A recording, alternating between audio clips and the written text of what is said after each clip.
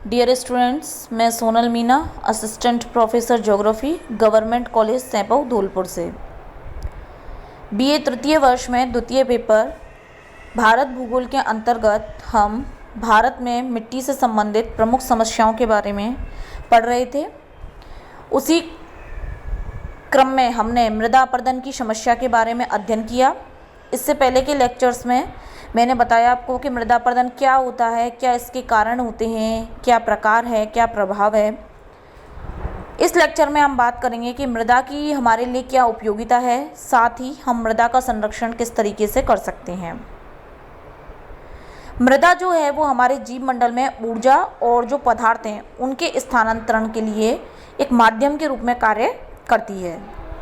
हम बात करें तो विभिन्न प्रकार की जातियाँ, विभिन्न प्रकार के किस्मों के जो जीव जंतु होते हैं, पेड़ पौधे होते हैं, उनके लिए ये अनुकूल पर्यावरणीय और आवास की जो दशाएं हैं उनको प्रदान करती है। मृदाओं से खाद्यान्न की उत्पत्ति होती है, लकड़ियों का उत्पादन होता है, भवन और सड़कों के निर्माण में बहुत ही उपयोगी है। तो हम देखें तो मृदा मनुष्य के लिए प्रत्यक्ष और अप्रत्यक्ष दोनों ही रूप में बहुत ज़्यादा उपयोगी है। तो इस मृदा का वर्तमान में अपरदन बहुत ज़्यादा हो रहा है, क्योंकि मनुष्य के द्वारा इस तरह की क्रियाएं की जा रही हैं जिससे कहीं ना कहीं मृदा को नुकसान पहुंच रहा है। तो मृदा के संरक्षण की आवश्यकता महसूस होने लगी है। सबसे पहले देखते हैं कि मृदा संरक्षण होता क्या है।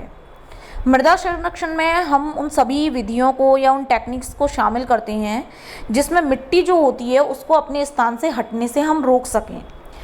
तो समय समय पर जो मृदा अपरदन है उसे रोकने के लिए बहुत सारी विधियां अपनाई जाती हैं कि कैसे हम मिट्टी को जो है वो एक स्थान पर बांधे रख सकें जिससे कि उसका अपरदन ना हो। तो मृदा संरक्षण की विधियों की जब हम बात करते हैं तो उसमें सबसे पहला जो विधि है वो ये है कि हमें क्या करना चाहिए, वृक्षारोपण करना चाहिए। वृक्ष उगाने चाहिए जिससे कि भूमि में नमी बनी रहे, जो वर्षा की बूंदें हैं वो मिट्टी को नष्ट ना कर सके, मिट्टी को नुकसान ना पहुंचा सके। जब हम वृक्ष लगाएंगे तो वृक्ष लगाने से जो वृक्षों की जड़ें होंगी उनसे मिट्टी बंधी हुई रहेगी, जिसके कारण जो जल का प्रवाह होता है वो भी धीमा रहता है और मृदा अपरदन भी कम होता है। सेकंड हम बात करें तो बाढ़ को नियंत्रित करना। बाढ़ों को नियंत्रित करने से, बांध बनाने से, बड़े बड़े जलाशय बनाने से जो मृदा होती है उसको संरक्षण मिलता है, उसके अपरदन पर रोक लगती है। नेक्स्ट आता है पहाड़ों पर सीढ़ीदार खेत बनाना और ढाल के आर पार जुताई करना। सीढ़ीनुमा खेत बनाने से क्या होता है कि जो पानी होता है, जो स्लोप होती है, मान लो ढाल होता है, उस पर तीव्रता से बहता है तो अपने साथ मिट्टी को ले आता है। सीढ़ीनुमा खेत बना देने से वहाँ पे क्या पानी भरा रह जाता है जिससे कि मिट्टी का कम से कम अपरदन होता है और कृषि भी अच्छी हो जाती है। नेक्स्ट आता है पशुचारण को नियंत्रित करना।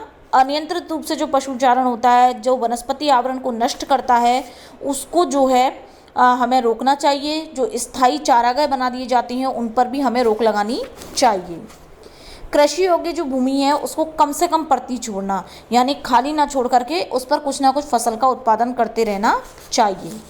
फसलों को अदल बदल कर बोना चाहिए जिससे कि जो मिट्टी का फर्टाइलिटी है, उसका जो उपजाऊपन है वो बरकरार बना रहे, वो जल्दी से नष्ट ना हो। मरुस्थलीय क्षेत्रों को नियंत्रित करना चाहिए, वहाँ पर वन लगाने चाहिए जिससे कि जो मृदा अपरदन वहाँ पर वायु के द्वारा होता है उस पर रोक लग सके। मिट्टी की जो उर्वरक क्षमता है उसको एक जैसी बनाए रखने के लिए खाद और उर्वरकों का अच्छे तरीके से उपयोग करना चाहिए।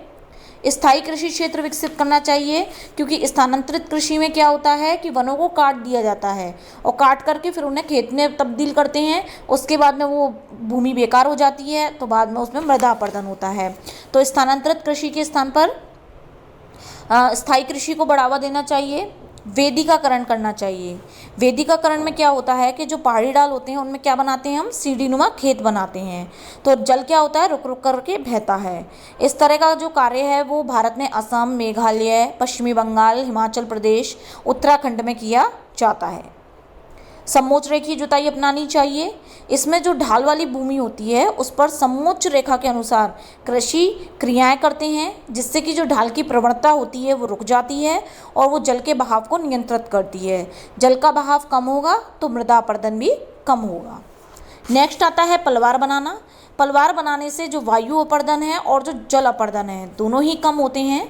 इसमें जो शाख पौधे होते हैं जैसे कि दाल हैं, सरसों हैं, उनके जो मूल तंत्र होते हैं, जो तने के आधार भाग को हम ठूंठ के रूप में क्या कर देते हैं, फसल काटते समय छोड़ देते हैं। तो ऐसे ठूंठ जो होते हैं वो छोड़ देने चाहिए। इनसे क्या होता है, मिट्टी का जो वाष्पन होता है वो कम होता है और मिट्टी में जो कार्बनिक पदार्थ होते हैं उनकी मात्रा बढ़ती है।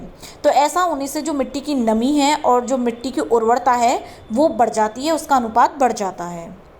नेक्स्ट हम बात करें तो अवनलिका नियंत्रण। अवनलिका नियंत्रित करना चाहिए, बांध बनाने चाहिए, वनस्पति आवरण में वृद्धि करनी चाहिए, क्योंकि अवनलिका अपर्दन में क्या होता है कि जो वहाँ की जलीय स्थिति होती है, तलछट की मात्रा होती है, मृदा होती है, लोगों का वनस्पति की आवश्यकता होती है, ये सारी चीज़ें जो हैं वो डिपेंड करती है किस पर, मिट्टी पर।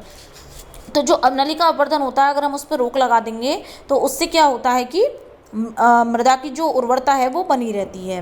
तो इस तरीके से समय समय पर मृदा संरक्षण की विभिन्न विधियों को वहाँ के अकॉर्डिंग अपनाना चाहिए कि कैसा अपर्दन वहाँ पर ज़्यादा हो रहा है।